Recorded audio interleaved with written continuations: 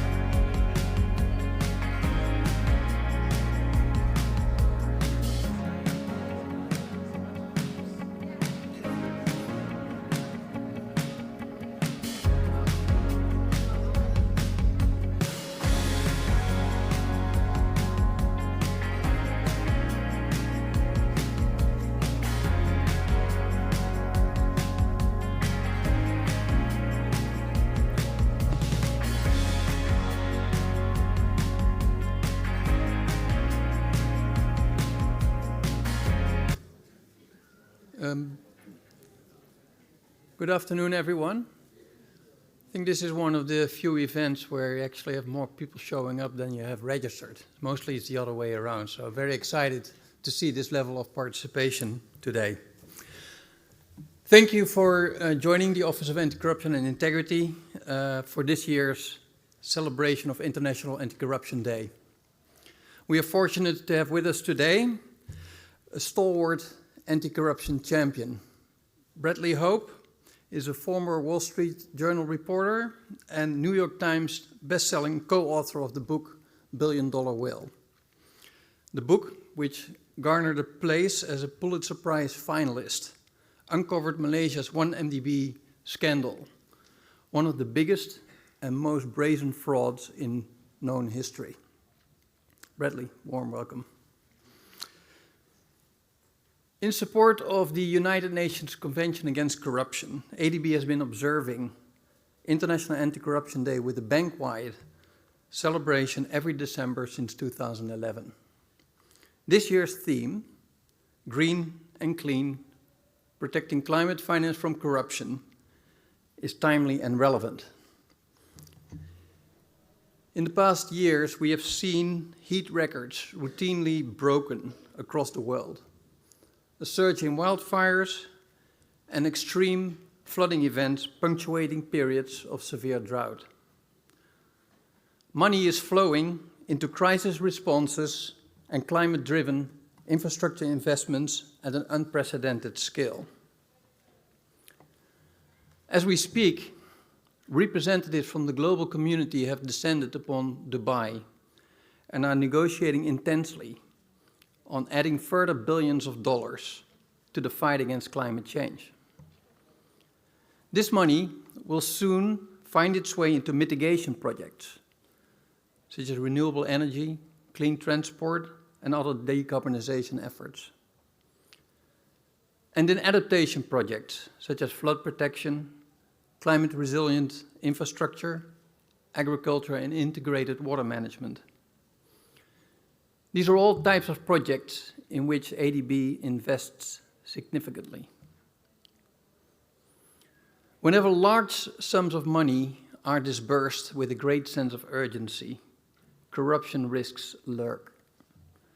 Under pressure to achieve results, due diligence can become shallower and controls looser.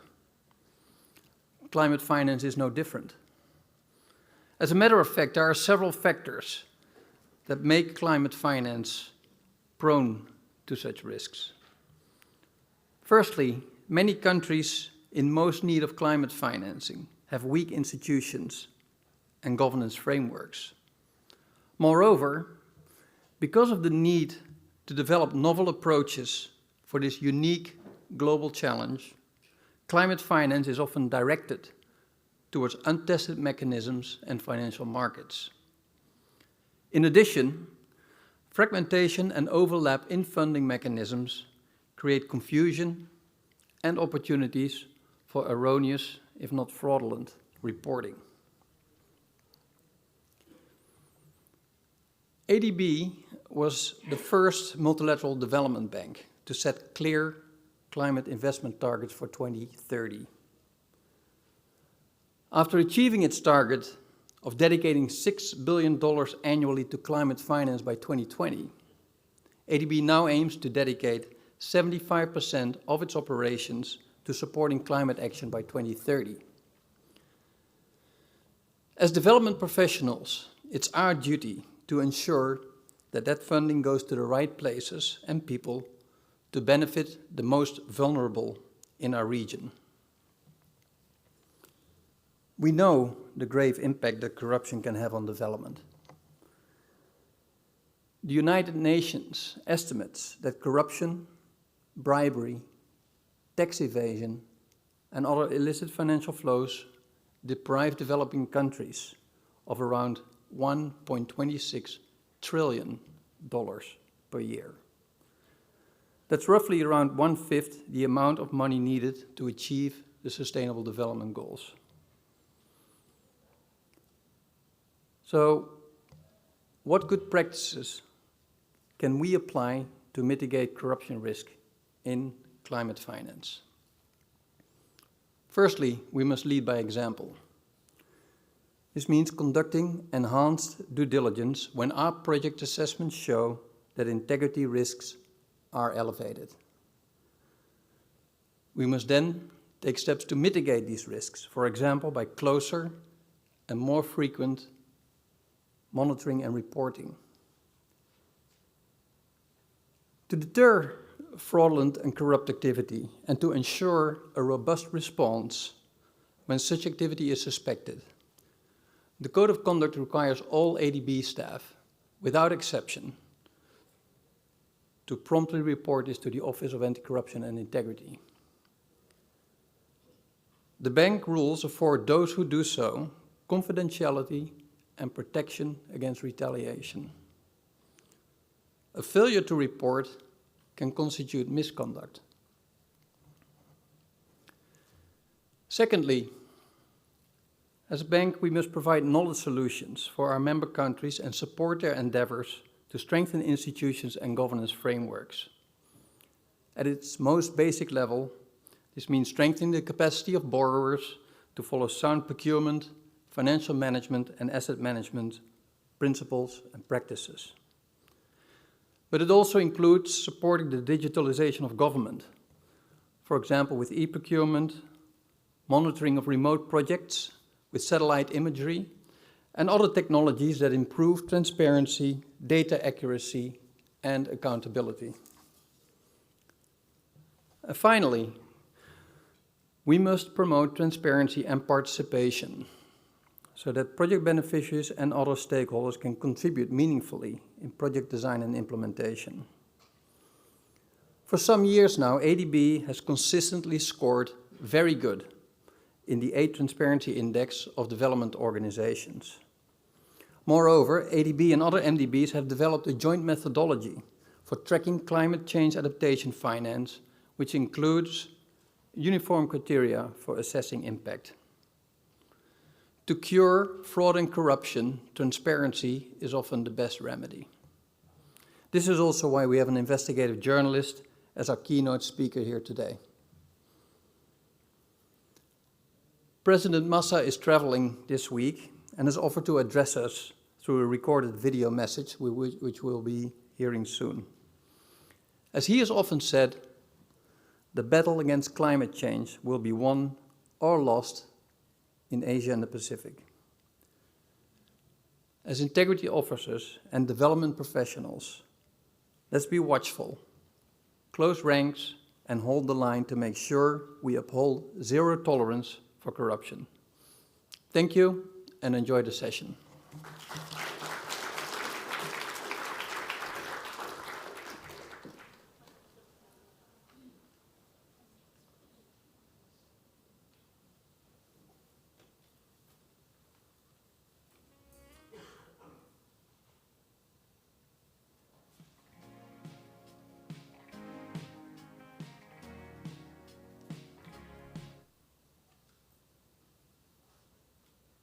Welcome to ADB's 13th annual celebration of International Anticorruption Day. Every December, organizations around the world mark the signing of the United Nations Convention Against Corruption. ADB is proud to recognize the importance of fighting corruption and of upholding the highest standards of integrity. Allow me to welcome our guest speaker, Bradley Hope. I hope we can draw on his experiences and insights to promote integrity across ADB's work for the region. As a climate bank for Asia and Pacific, ADB has raised its ambition to provide $100 billion in cumulative climate finance from 2019 to 2030. As we pursue this ambition, we must remain vigilant so that fraud and corruption do not undermine our efforts. This is why Green and Clean is a theme for our Anti-Corruption Day celebration. It is our duty to ensure that all climate projects and initiatives supported by ADB are protected from corruption. ADB is also committed to upholding the highest ethical standards. We believe that transparency, integrity, and honesty are the foundation of strong relationships. These values are essential to achieve our vision of a prosperous, inclusive, resilient, and sustainable Asia and the Pacific. Thank you, and enjoy today's events.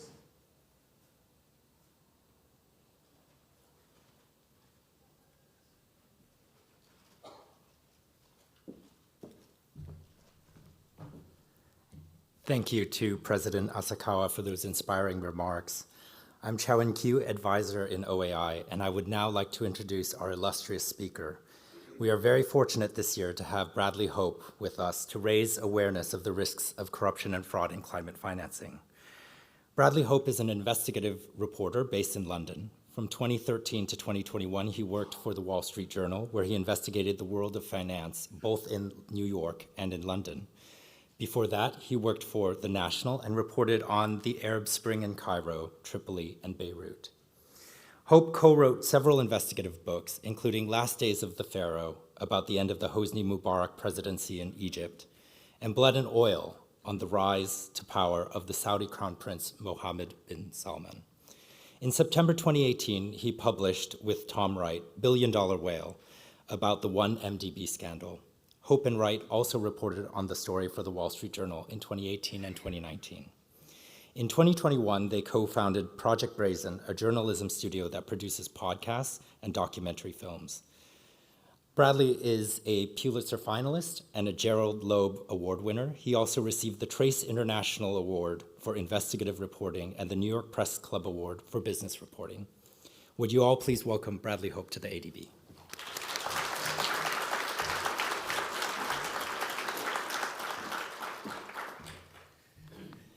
Thank you very much. Good afternoon. It's an honor to stand before you today on International Corruption Day, particularly at this juncture when our collective resolve against corruption is not just a moral imperative, but an environmental necessity. It's also my first time in the Philippines, and I'm very grateful for the warm reception I've had so far. One thing about journalists is we don't actually know very much. We're not experts on anything, but we're really good at calling people. So in advance of coming here, I tried to call as many people as possible to supplement whatever else I might be thinking that I knew about. I'd like to share with you some of those insights and also the 1MDB case. While it's not, corruption is not a guidebook. What you learn from that case won't happen again in the future, but it's useful to share some of the insights we developed along the way. Climate finance is the cornerstone of the global strategy to combat climate change. The Asian Development Bank has been at the forefront, committing to ambitious climate investment targets, as we just heard. The success of such initiatives, however, hinges on the assumption that the money is used as intended and to create a sustainable and resilient future for us all. Corruption is a threat that undermines these critical efforts. It diverts funds, erodes trust, and compromises the very objectives we try to achieve. The United Nations estimates that corruption, bribery, tax evasion, and related illicit financial flows from developing countries amounts to $1.26 trillion per year. This is money that could have powered the transition to a green economy. Even a small amount of that could have made a major impact. In the realm of climate finance, corruption can take many forms, from the overstatement of carbon credit baselines to the manipulation of environmental assessments. As someone who has witnessed the intricate webs of financial deception, I can attest to the ingenuity of corruption knows no bounds. Somehow, human greed always finds a way to seep into everything societies do on Earth. Keeping it at bay is like the job of a gardener. I was once told this by an FBI agent who I had asked them the same question: how do you keep doing this day after day? And he gave me this analogy that you can't stop it at its roots. You can't stop corruption, but you can be vigilant about your garden and cut it off wherever you see it growing and make it an inhospitable place to flourish. And even though it's sort of a cynical point of view that greed is so prevalent, there are things we can do. Climate change, climate finance especially, is especially vulnerable because of the righteousness that motivates it. Fraudsters and conmen know that there's no better place for their schemes than one that is coursing with positivity and urgency.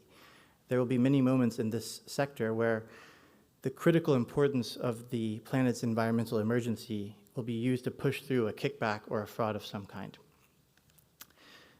The 1MDB scandal is a stark reminder that when governance fails, the consequences are not just financial, but can derail entire nations from their development paths. Today, Malaysia is still trying, with little success, to put 1MDB behind it. The cost of this scandal is manifold, even if still somewhat invisible to people in everyday life. It's hard to notice or feel hospitals that weren't built or schools, opportunities that could have existed that never did. So I think as a starting place, I'll just do a little intro to the 1MDB scandal so people can get a glimpse of it. The pictures are a little graphic at times, so hopefully no one's offended. But so Tom Wright and I, we were at the Wall Street Journal, and we started covering it as a kind of interesting but not in quite, edgy financial story, and it quickly became something that took over our lives for at least 3 years full time. And it all started with this sovereign wealth fund in Malaysia called 1MDB, One Malaysia Development. This is the key man, Joe Low. He was a young guy from Penang who didn't really ever have a real job. He worked in, he had his own sort of financial firm, but the key to him was he became close to the Prime Minister of Malaysia's family as a child. So that's him in school in Penang. He became close to the Prime Minister and the First Lady through their children. So they were roughly the same age, and they became close to them. Kind of giving you Imelda Marcos vibes, And what he did was, Jolo went to school with a lot of very rich people. He went to Harrow in London, and then he went to school in the United States. And he really got fascinated by the Middle Eastern sovereign wealth funds.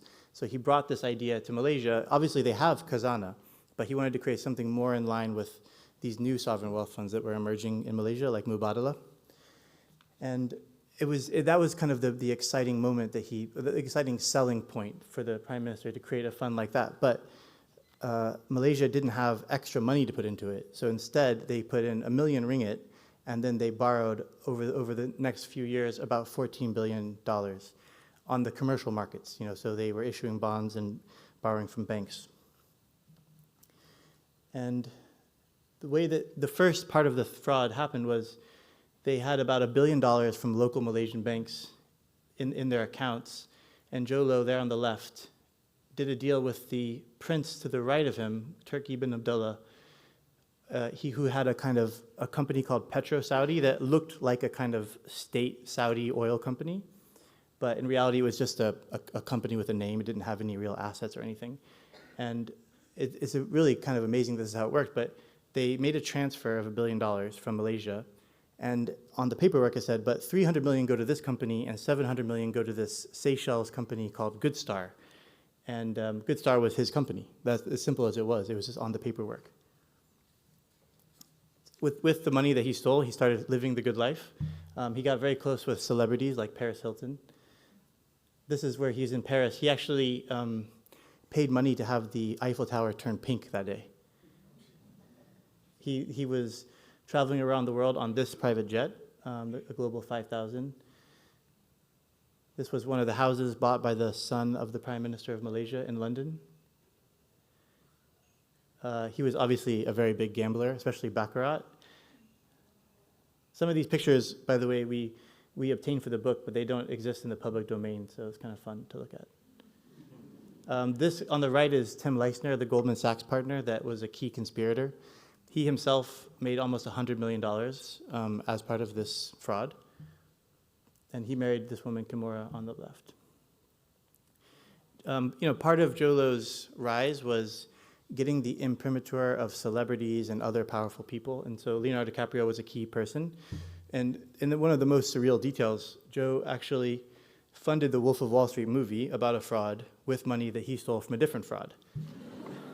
And they fully financed that film, and it was a great success. Unfortunately, none of the money made its way back to Malaysia. He also had an interest in dating American or supermodels of various kinds. And a lot of them had a lot of embarrassment because he would give them such lavish gifts. When the FBI was investigating, they had to recover all of them. And one of the gifts that she received was a see-through piano, but she built a room of her house around it, and she couldn't get it out to turn it into the Department of Justice. So I think she had to pay in cash in the end. And Jolo owned the top of one of these buildings here, the Time Warner Center in New York. He also used art to launder money. So he would buy art, then he would take out loans against the art, and then use that money for other purposes. So he became a big buyer of the Basquiat. At the very end of the scandal, he managed to steal money and still buy one more asset, which is this yacht, which is ice class, which means it can go through the Arctic.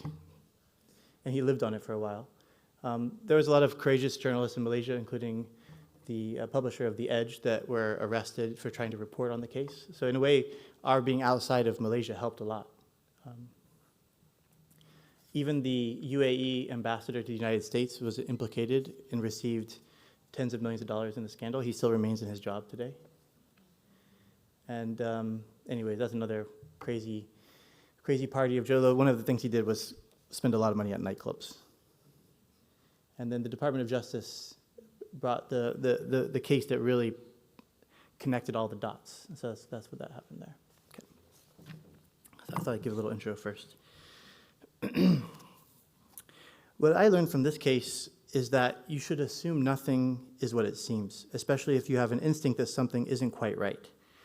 It doesn't matter if big banks sign off on it, if white shoe lawyers say it's good to go, if heads of state give it a green light. What matters is doing a little digging. If the answers aren't forthcoming or trustworthy, there's probably something problematic there. I remembered that during the early days of our investigation that I couldn't quite grasp how big this case was going to be. And part of the problem was that I was speaking to somebody that was intimately involved in the fraud, and they were telling me a version of events that wasn't the truth, but it was actually very persuasive. So I actually feel like I had an experience that would be not unlike a compliance officer who had raised questions and was getting the answers. It was actually difficult.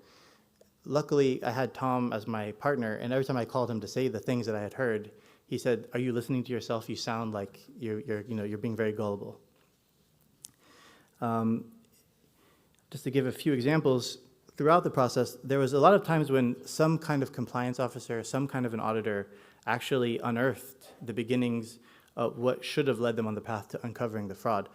I remember one example that should have risen red flags for everybody was they changed their auditor every year for a while, which is a lot of auditors. Every time that, and it all came down to this one asset that was the first stolen money. And the 1MDB kept insisting that it was there, the money was there, but every time an auditor asked to see the underlying documents, there would be some excuse. So the first auditor resigned, and then eventually the third auditor just signed off on it without really looking at those underlying assets.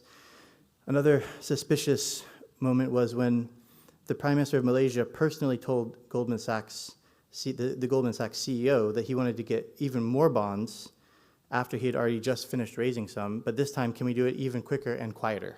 This seems like a kind of suspicious set of details for why that needed to happen. Another time, there was a lawyer involved in the transactions that wrote an email, and this actually was one of the key things that got Goldman Sachs into so much trouble as a bank, saying, why does 1MDB use a private wealth bank in Italy as its bank? It's a Malaysian sovereign wealth fund. Why is everything going through this BSI bank? And again, these are all questions that if they had been followed up, they would have led to the answer. Even Tim Leissner, the Goldman Sachs partner that was involved, he referred to himself as Dr. Tim Leissner, and if they had done a little digging, they would have found that he had bought that doctorate degree online and had never actually pursued a degree. One of my favorite breakthroughs in the case came when we simply followed through on one of those kind of discrepancies. So there was financial statements for 1MDB, and there was financial statements for the Abu Dhabi Sovereign Wealth Fund that was connected to 1MDB in this particular transaction. And the Malaysian document said that they had sent $2.4 billion to the Abu Dhabi entity, which was supposed to be holding it in a kind of escrow account. But the Abu Dhabi's financial records showed they'd received $50 million, which at first is, we thought it sounded interesting, but it's hard to write a story just based on that. Maybe we didn't understand the accounting, maybe there was some misunderstanding. So I had this great experience where there was a person, like I said before, that was close to the fraud, and I was asking him about this particular problem, and he said to me, no, we paid the money. And I said, well, and I made this up at the time, I said, I believe you, but my editor doesn't, so you have to give me a document of some kind. And so he sent me through a wire transfer, a SWIFT transfer document, thinking that it would assuage me and that we wouldn't write a story. And the document was genuine. We were able to verify it. But we did one more final check. We went to Abu Dhabi and said, listen, look at this document. They say it's sent over. What's going on here?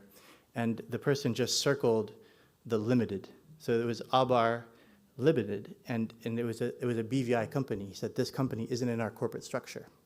So it was a lookalike company. It was the same name, but it was in the BVI. And we were able to write a story saying that $2.4 billion had gone missing from 1MDB. It was actually kind of a small story, but very impactful. It's just a good example of following up when you see something like that. Sorry, 1 second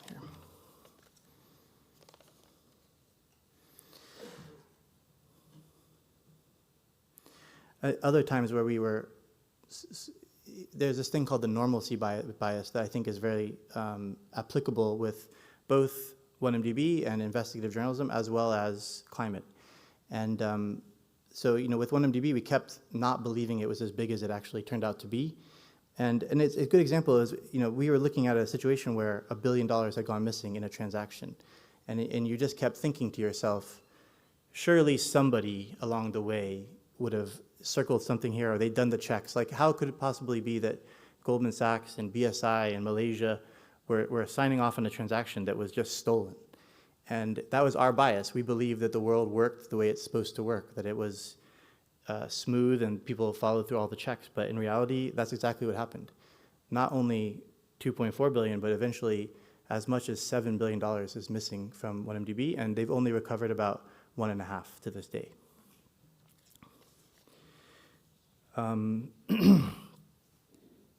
It made us a little bit cynical about the world, to be honest, and I think, to be honest, if you're involved in anti-corruption, you need to be pretty skeptical, skeptical but not cynical if you can help it, because you want to think the best of people. But the truth is, the bigger the deals, the easier it was for them to get it across the line. In some ways, the joke is if you had were trying to transfer $5,000 across the world, you would maybe run into more checks than these people were running into for 500 million. And one of the reasons of that is the state entities that were involved. The bank's compliance departments were looking at the state of Malaysia interacting with the state of Abu Dhabi, or the Emirate of Abu Dhabi, but in reality, it was individuals within those places that had compromised the whole set of transactions. No matter the entity, no matter the size of the transaction, you have to remember that things might not be what they seem. The only technique that worked for us was pretty simple. Just keep following through, keep verifying, don't trust someone's word, look for the evidence. And I think in general, if even the professionals that were involved in this case had done the same thing, this scandal would have been stopped in its tracks much earlier, years earlier. And as I said before, this normalcy bias is also so applicable for the environment, because this is what we are seeing with the rapid deterioration of the world and the consequences of rising greenhouse gases. We keep thinking this can't happen in our lifetime. It can't be that bad. You know, the idea of a rising sea level seems almost impossible to imagine, but it may be very well the case, and it seems that all the evidence suggests that's going to happen.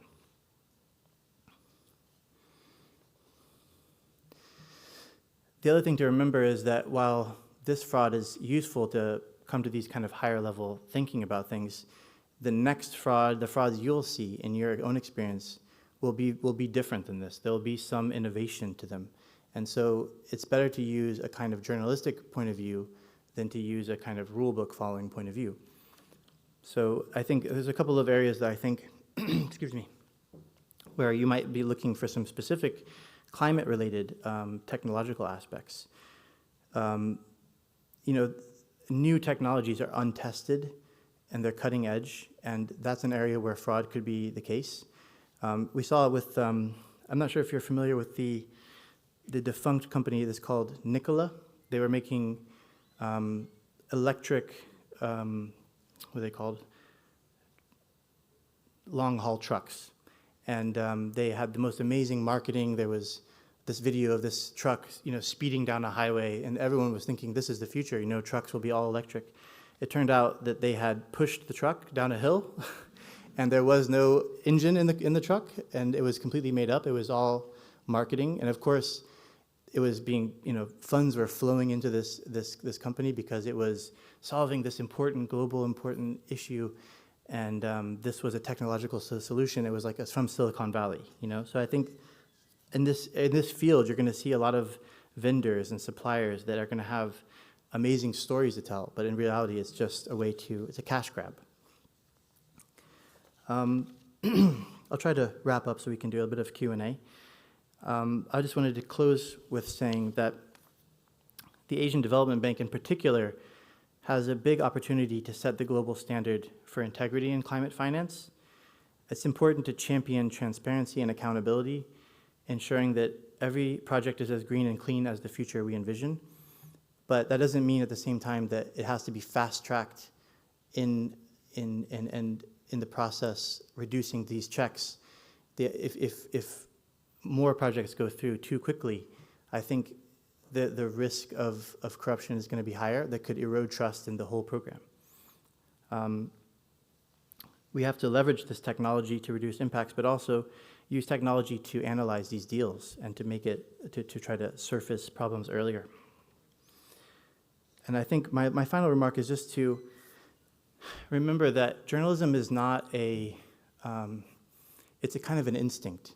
It's an instinct that anyone can do. Anyone could become a journalist if they wanted to. It's not something you have to go to school for.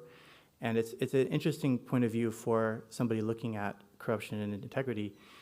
You have to see that it's your job just to keep asking questions with a kind of the natural flow of the curiosity that you have.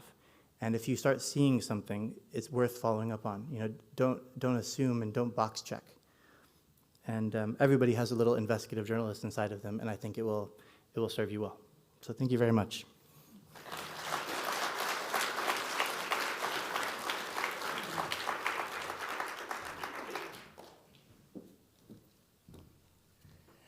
Thank you, Bradley, for that engaging look into the glittering and high-powered world of multi-billion-dollar fraud.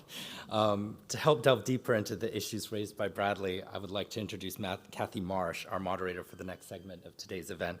Kathy Marsh is the Deputy Director General of the Private Sector Operations Department at ADB.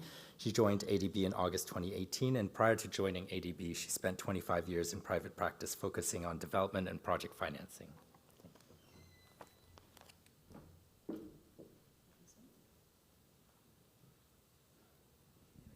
Thank you, Chowen. Bradley, thank you so much for your remarks there. Really, really fascinating stuff. And of course, with one MDB, very close to us geographically and everything. So, I mean, I'd like to Bradley and I, we were having a chat ahead of this about all sorts of things, actually, including his high school, because my son's there. And one of the things that you touched on in your remarks just now was that the next fraud will not look like this one. And we were chatting about other frauds that we have seen or one is aware of around the world, including the one that we both think is pretty smart. A guy who was shuffling off half a penny, half a cent, but it was half a penny because it was in the UK. For years and years and years. And he made an absolute fortune because the software was not calibrated, to pick up the half a pennies. So in the context of climate finance, when we think about the risk of fraud and corruption in the context of ADB's work in climate finance, and also coming back to John's remark that we are all integrity officers at ADB, but equally, we all are idealists, as you also spoke about. We all have this fundamental belief in the mission, and we want to go and change the world for the better.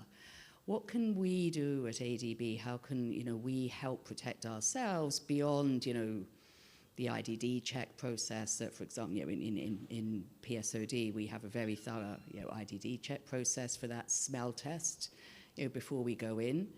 And what are the areas that you see where climate financing is the most vulnerable to issues such as this? Yeah, I think, can everyone hear me okay, or should I use the microphone? I thought this one was working. I think, the key thing to remember is that the 1MDB scandal was actually super messy, not that clever, especially in the very beginning. If a journalist can figure out that there's money laundering going on, then there's clearly a problem. Because to be honest, the global financial system is set up in a way that with complexity and layering and everything, people can get away with a lot of stuff. And it's very hard for journalists alone to figure it out. Jolo was a sloppy money launderer in the early days. He even used his own name in certain cases, classic rookie mistakes. By the end, he became a total pro, and that's why he's not arrested. So I think it's important to just remember that the real frauds, the big ones, the ones like the one you described, are going to be kind of ingenious, And I think it's almost like a hacker or something. They find some little, they almost are so incentivized by this greed and profit incentive to think of something interesting. So, like let's say, for example, someone was being rewarded based on the amount of carbon they had captured. Well, maybe they can just have the same half-penny kind of fraud there. Most frauds are going to be sustainable because they're kind of small, but they're long-term, and they won't just be this kind of crazy wholesale looting of a nation, like in the 1MDB case. So I think it's important. It's kind of the same way that companies have, they hire hackers sometimes to defend them. Sometimes you have to even use your own. You shouldn't feel guilty to imagine, if I was going to do a fraud, maybe this would be a way to do it, because that's how they're thinking. And so I think it's just looking for the little loopholes, the little edges that matter a lot. And that's a really interesting point you've just made there, Bradley, because, from our perspective, obviously nobody knows our processes better than we do, and goodness only knows we have many of them, right? And so I think that's actually a really interesting point you've made, that we should also, look through the lens of, if I was trying to game the ADB checks and balances, what could I think of as to, how to go about that? It might be an interesting little game to play at some point, John. We could run a competition on that. Really interesting because, the other, point around the whole 1MDB scandal, obviously, there's incredibly impressive names involved in that, right? Goldman Sachs, right? Very prominent law firms, we were talking about earlier, also. And, they all have, similarly, they have compliance checks, they have, AML checks, they have, checks coming out of their ears. And, yet they are also caught into this. So there was obviously a failure in their systems. Well, one hopes a failure in their systems, as it were. Any insights? In a sense, if you just think about it, at a bank, you don't get a bonus based on the number of deals you say no to. Yep. So there's just inherently a distrust of compliance. Compliance is really a function that they have to do by law or to be compliant with regulators. So, but I do like your idea of sort of red gaming, how things work. I think if you think about 1MDB on a high level, what their specialty of this fraud was, some people go through the kind of subtle half a penny theft over a long period. In their case, they went so brazen that nobody could imagine it would be, that you would try that, And so that's important. They look for the opening. Sometimes the opening is a giant opening, and that's what they found. So, and it's amazing to see how taking all these names, Goldman Sachs, Deutsche Bank, White & Case, and a dozen other famous brands, Ernst & Young, all the different auditors, you put the whole list of names there, it sounds like it's really impressive. Like, these are all the institutions that have looked at these deals in some way or another. But in reality, each one of them was fed a different story. Very few of them were incentivized to identify a problem. And so, in some ways, a place like ADB has a much bigger role and more incentivized point of view on this kind of thing. And actually, maybe our comp approach, is helpful from that perspective because the Goldman Sachs and Deutsches of the world, they paid bonuses on the basis of both the number and dollar amounts of what they actually bring in the door and sign. So there's very perverse incentives perhaps in that type of structure. Well, there's even a famous thing that supposedly at Goldman Sachs, it was attributed to the CEO at the time, but they said, we don't have clients, we only have counterparties. And that's the way that they think about the world. They're not really looking out for anyone except for themselves. Yeah, I can actually imagine a Goldman Sachs banker saying that. Yes, exactly. I think that in terms of ADB and our role in the world, is there anything as we look to new markets, new tech, new everything, new counterparts, new clients, what should be the core points that we all need to have in our minds as we approach those new markets? Against the backdrop of are really wanting to deliver this, and because again, I think that creates a slight danger as well. I think it kind of goes back to something we discussed earlier in the smaller session, which is there's nothing better than being on the ground or getting your hands dirty, so to speak. It's just important to get to know these counterparts, get to know the technology as much as you can, to go see the factories, to go see things. Because I think if you're stuck in a kind of Zoom world, that's a lot easier for fraud. In fact, there's even a great fraudster who used to put on a mask, pretending to be people like the central bank governor of a country and getting people to send money. It's even easier in this kind of remote world to miss some of the red flags, I think. So I think familiarity, investigating, you don't have to call it investigating, call it getting to know people. But in reality, you're also kind of, you're giving yourself the opportunity to have an instinctual response. It's kind of like you feel like someone's watching you from behind you. That's a real thing, and it's hard to say how it comes about, but we do all have a kind of sixth sense. Then we also have another part of our brain that tries to deny the sixth sense, So I think it's give yourself that opportunity. Trust your gut. Go kick the tires, and when you get that funny feeling, trust it and follow the money, actually. And I think for relationship management is the old phrase, trust but verify, you know, so you have a trusting demeanor, you know, you're friendly, but in reality you still need to see the documents. So that's why I told that guy that I talked to on the phone, I said, I believe you, but my editors don't, you know. You can say, I believe you, but the ADB needs to see the documents. I believe you, but oh my goodness, my risk, guys. Yeah. Roll your eyes. Yeah. Really interesting. Thank you. I'm sure there are questions out on the floor. I don't know. Are we taking questions online as well, Chawen, or not? I've got no way of seeing. So just on the floor, if there's any questions, comments, observations. It's not every day we have a Pulitzer-nominated author amongst us.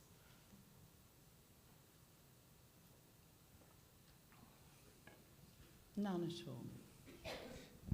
Okay. Well, I could maybe give a little remark about where Zhou Luo is today, and I think something interesting about 1MDB is that, and the thing that was surprising to us is most news scandals, things that are in the news, they kind of have a short time horizon. They kind of come out and they could be done in 6 months.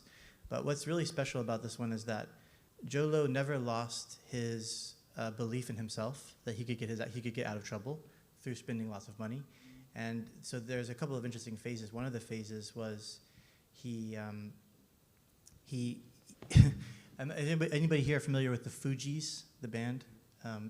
So there was a guy in the band called Praz, the third member of the band, and for some reason he became best friends with Zhou Luo, and this guy is now facing a very long prison sentence because not only did he take money from Zhou and then put it into the US political system, both Obama and then later Trump, but he also was part of a scheme to pay all these lobbyists and different people around Trump, and even to maybe potentially offer people, including Trump, some kind of incentive after he was out of office.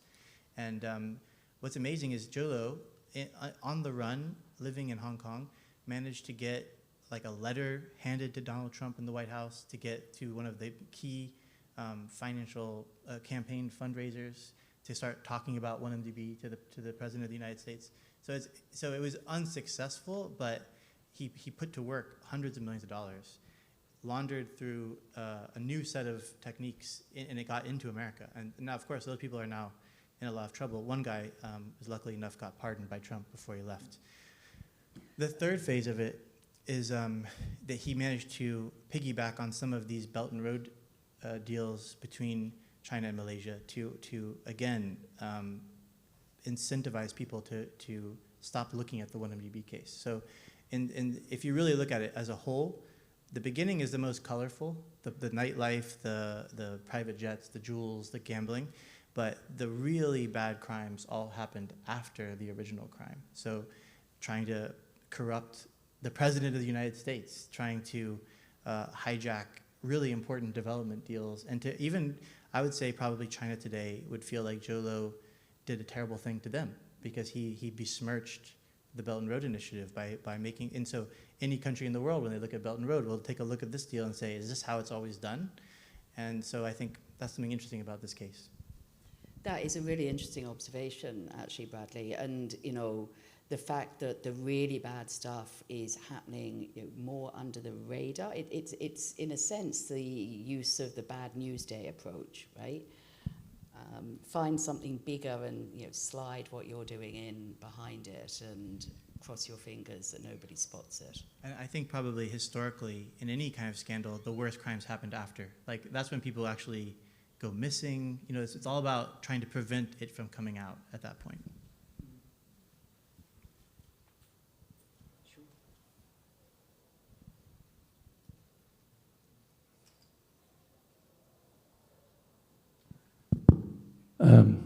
I have a question on what your experience is as a journalist over time.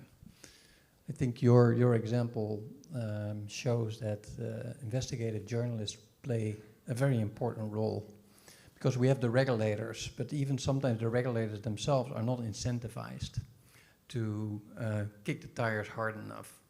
And I think we see across the world a narrowing of space, and that's what's being said, of for journalists and civil society to report. So what is your own experience on this, and what is it that you see happening? Yeah, I think it's important. There's some people in the world that think journalists are kind of nosy, they're not accurate enough, they might be too hasty. But my experience is that journalists play a really critical role, but they're not the sole arbiter. There's other functions like the judicial process or more official protocols in banks and things that matter too. And my real experience with this is that it's very rare this happens, but during this investigation, I had a relationship with the head of the investigation in the FBI. Typically, a journalist would be doing their own thing and the FBI doing their own thing, and they would never talk.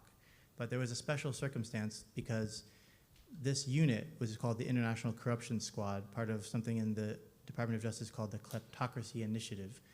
They were trying to reduce kleptocratic behavior with US dollars and capitalism. And they needed to get people to come to them. They needed witnesses to come to them because the FBI is not that well sourced in Malaysia, and they needed to kind of plant a flag. And then on my side, I had a lot of people that we were talking to that I can't offer them the safety that the US government can. So if a whistleblower comes to me, they're a lot safer if they also go to the US government at the same time. And so I had this relationship where I was bringing people that asked me to meet the government, but they didn't know how to do it. They could go online and find info@fbi.gov or something and not feel very safe.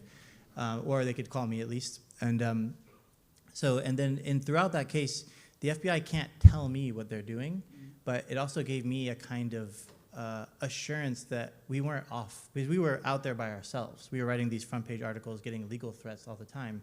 It was useful to know the FBI is on the case. If I had no idea, if it was a black box, I would have been more panicked. I would have been more anxious.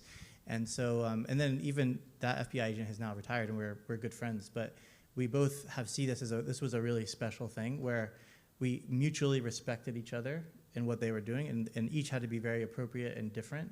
But we also were able to kind of help each other in some ways. And when he talks about this, he says that what we did helped him extraordinarily, not only through introductions, but also keeping this on the front page was important for him too. And it even protected him against potential political interference. There's a lot of, when it comes to international corruption, it's actually not a equitable space. So the US government still puts everything through a State Department lens. So, okay, we know what happened, but if we say this out loud, what's going to happen between our relationships with this country? So some countries, for example, the UAE got a very light treatment in 1MDB, and Malaysia got the full brunt of the law.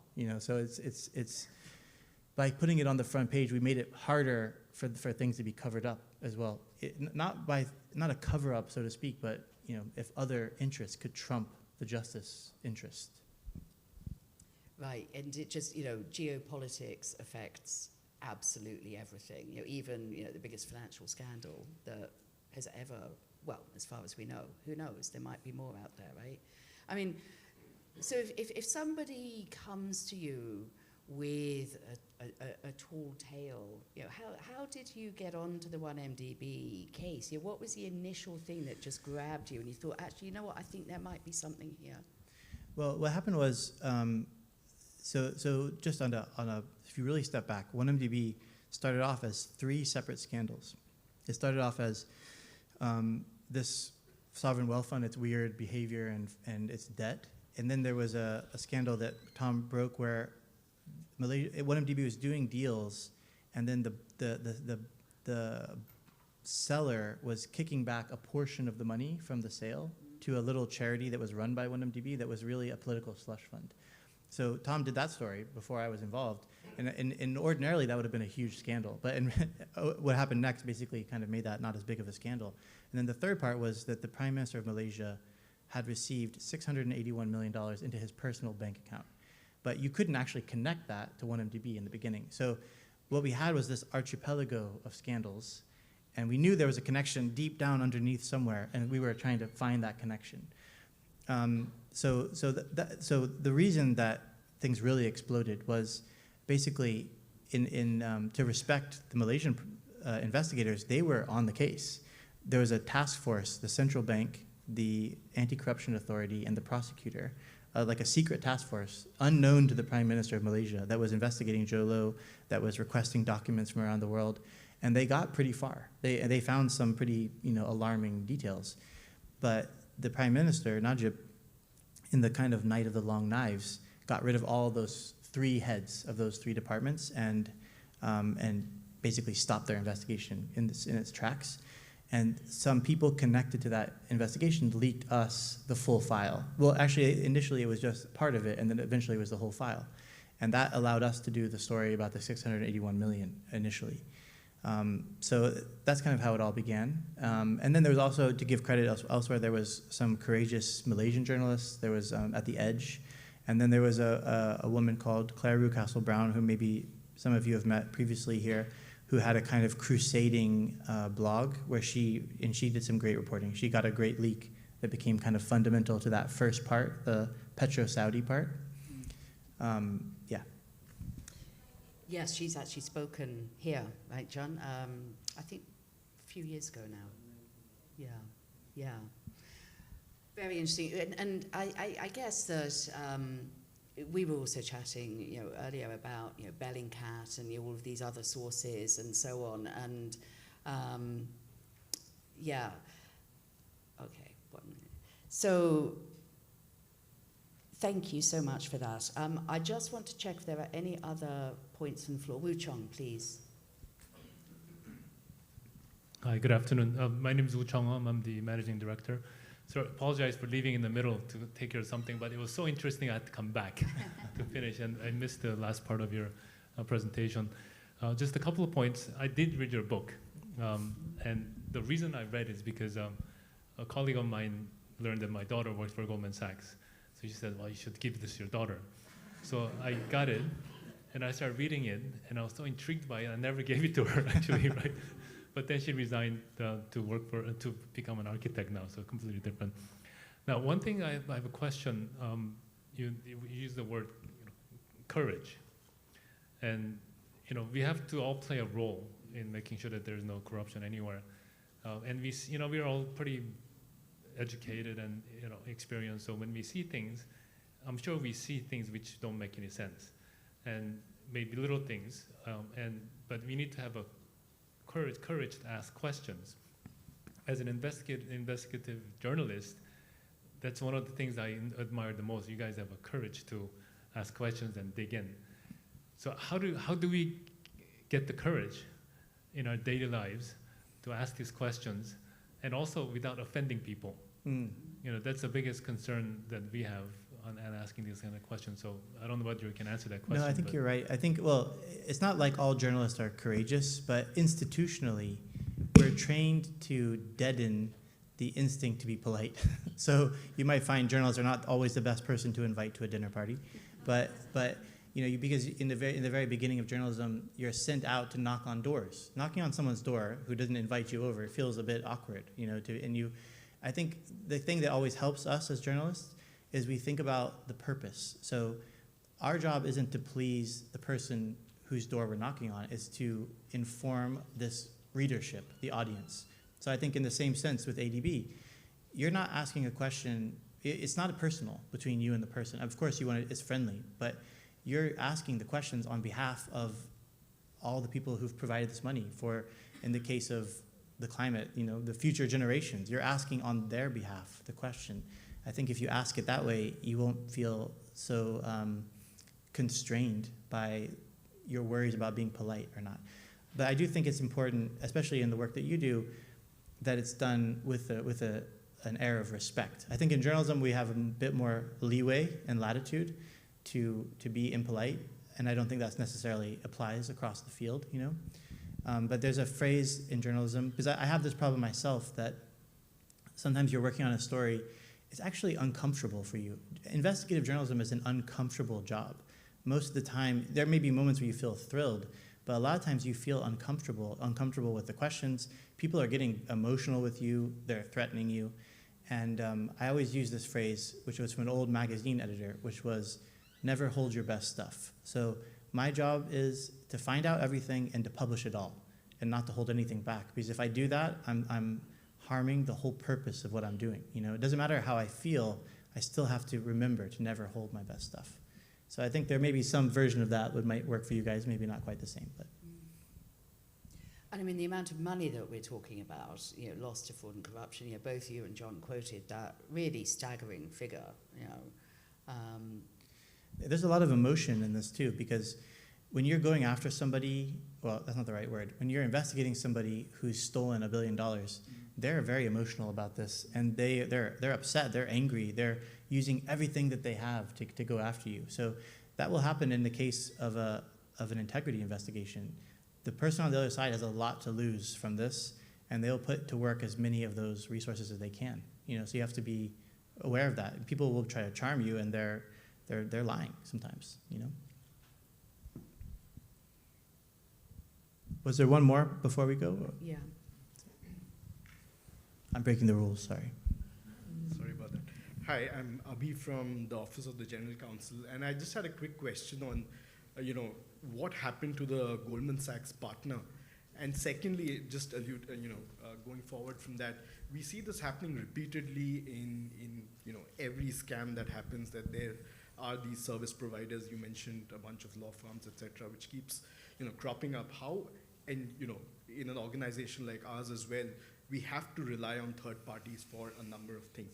So what are the ways to disincentivize, these core service providers from the kind of, because we can believe in a lot of ways, when there are politicians involved, when there are companies involved, the smell test, etc. But we do need to rely on third-party providers, and nothing really much happens to these guys in a way. So how, what are your thoughts on that? Yeah, so just on justice served in 1MDB, there's not enough. There's a lot of bankers who went to jail, but they're the low-level ones. The higher they went up, they're fine. They had to forfeit some money. Tim Leissner, the partner at Goldman Sachs, he pled guilty. He told everything he knows, which gives him some privileges in the American system where he may not have to go to prison for very long. He hasn't been sentenced yet. The belief is he'll probably spend some time in prison, but not nearly as much as the people who didn't plead guilty. That's just how the American system works. I think, though, maybe the answer to your question about how do you deal with these service providers is, again, trust but verify. But I'm not sure if it's possible, but can you debar Ernst & Young or something if they fall through? I mean, maybe there's a way to make that a consequence for their actions. If somebody that you rely upon fails you, then maybe there's a consequence for them. And maybe they're not reliant on the ADB for all their business, but that's a reputational impact. And one thing I learned in journalism is reputational impact is actually almost the most important thing you can do. So for example, a lot of people are criminals. They get written about, but they never get convicted of any crimes. So and maybe it was written about by a journalist. They said, there are some weird transactions related to this guy. That's all they say. That guy, for the rest of his life, will have to be explained to every bank along the way, the details of that. He'll have to have a story, and he'll be impacted by it. So even just informational consequences is still something, That wasn't actually about Ernst & Young, though. I'm sure they're nice people, but it was more of an example. Sorry if there's anybody from Ernst & Young here. And yes, we have actually debarred law firms in the past. Not actually for anything like this. But, any other points from the floor? Yeah, no.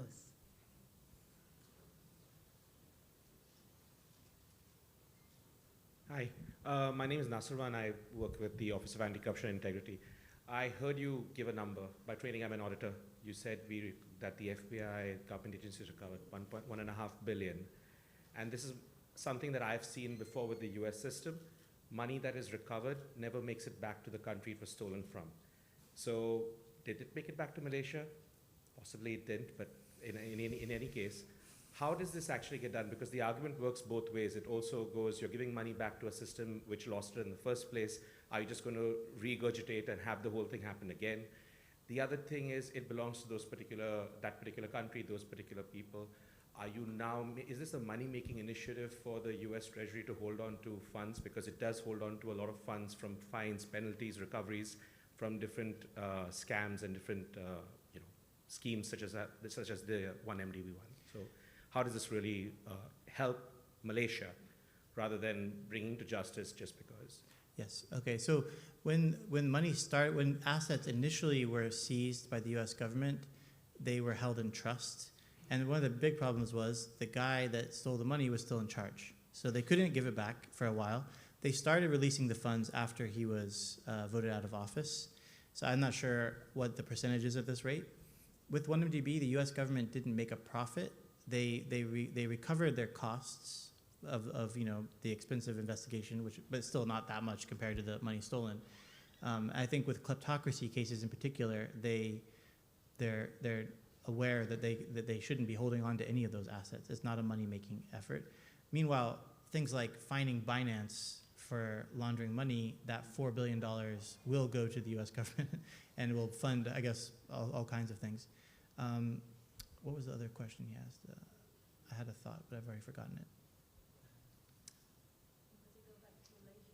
Yeah, it goes back to Malaysia. Oh yeah, what should we do with the money? Well, the other thing that it's kind of complicated is this money was stolen from Malaysia as debt, and now the money's going back to Malaysia, and maybe it's paying down the debt. But it's kind of the question of what's done with the money in Malaysia is a really interesting question.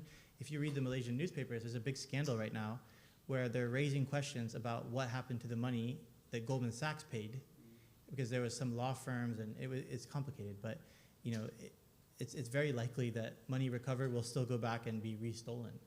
I'm sure it happens in the world. So I think it's not a perfect mechanism. It's still pretty rough. Great. Thank you so much, Bradley, for your time with us this afternoon. I think that's been, just such an interesting conversation, and, fascinating to be able to talk to somebody who's looked at, this enormous scandal so closely, and also for all of us, to think about the lessons from cases like this 1MDB scandal, and the types of flags that we as development finance professionals and all of us as integrity officers of the ADB and guardians of the funds that come to us from our shareholders to use in our DMCs for the greater good and for climate finance, what flags can we think about? I suspect that a lot of us are sitting here after having listened to you today, Brian, and thought, ooh, hang on a minute, there was that thing a few years ago where, I'm not feeling so good about that one anymore. So, to carry on questioning, kick the tires, your point about being on the ground to do the tire kicking is very well taken as well, and, to listen to your instinct. And obviously in the context of ADB, if there is something where your tummy tells you this doesn't feel quite right, you've got a phone line, you pick it up, you call OAI. John knows, I have had conversations with John on mobile, stomping around the garden, having that nasty little feeling in my tummy every now and then, and they're always available. It's exactly what we should all be on the lookout for and alert to. Thank you so much, Bradley. It's been an absolute pleasure. Thank you. Thank you very much.